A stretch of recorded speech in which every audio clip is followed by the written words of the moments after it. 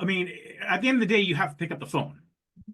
No, I mean, if you're an online marketing guy, what have you, sure. But a B2B business, at the end of the day, you have to pick up the phone. It's just um, trying to, make the use of your time the most likely, right? The most likely person that's going to respond to your call, what have you. So, um, when so you just started 3 years ago. You already sold a business. You just started a business. You got 4 meetings tomorrow. How did you go about? Well, actually, I guess two questions. I got to jump ahead of myself, but let's go with this one.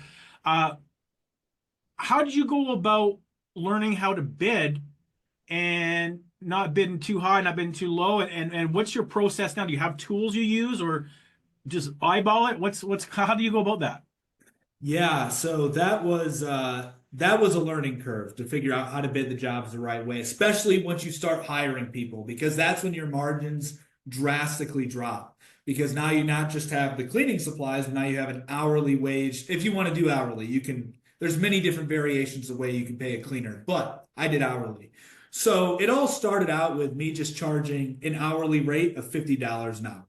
That's what I stuck with, is just $50 an hour, and then I would go into places and honestly, I would eyeball them.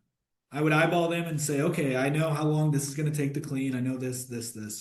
And so after getting a few accounts, I really got that dialed in. Yeah. And then what we did from there is we actually got measuring tools. So that way we could try to more precisely calculate, like, hey, this is how much the job is going to cost us to do. And so let's add a little extra on top of that. So that way we can make profit. And then, so yeah, I mean, that's pretty much it. I don't think that it's rocket science. I know that a lot of people overcomplicate that. I know I've seen that in the past where I look on YouTube comments of people joining the cleaning space and they're like, well, how do I bid? How do I estimate? Uh, I think that it's real simple. You can just say most cleaners that you'll hire are going to be in between $15 to $18 an hour across the industry, at least starting out. You can give them raises, promote them throughout, add incentives. But it's probably going to, if you're going to do W-2, you can do 1099s. That's a whole nother can of worm.